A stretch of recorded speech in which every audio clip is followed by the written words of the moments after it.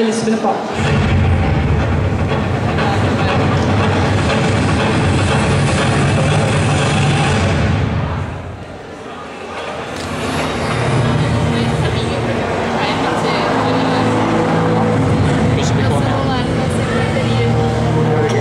Valeu pela garota. Você é um cara engraçado.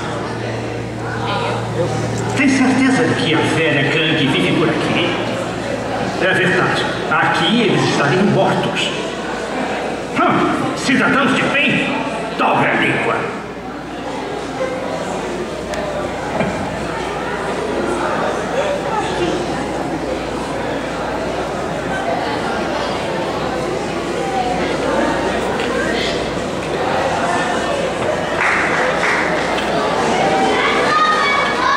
Interessante.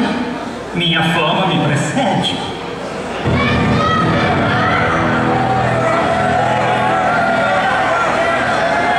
Adorei o que você fez neste lugar. Eu nunca esteve tão bem. Caros integrantes do clã do Coringa, vocês sabem a verdade sobre o incidente em Metrópolis. Superman matou aquela gente. Depois tentou me matar.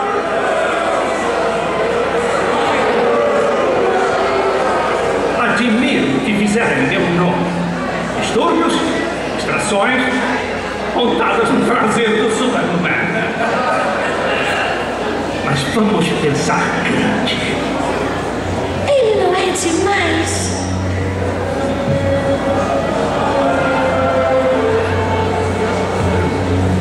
A Arlequina me disse que o Superman fez essas pílulas para os capangas dele. Os insurgentes do Bate-Menino conseguiram algumas. Agora nós também temos. Com elas, um ônibus pode cair na gente e a gente não se machuca. É o máximo do pastelão.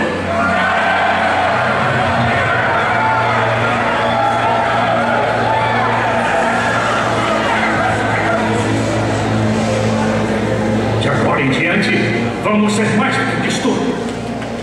O cão raivoso vai se tornar um elefante no estouro da manada. A almofada de pum, uma mina terrestre. Coringa, um rei.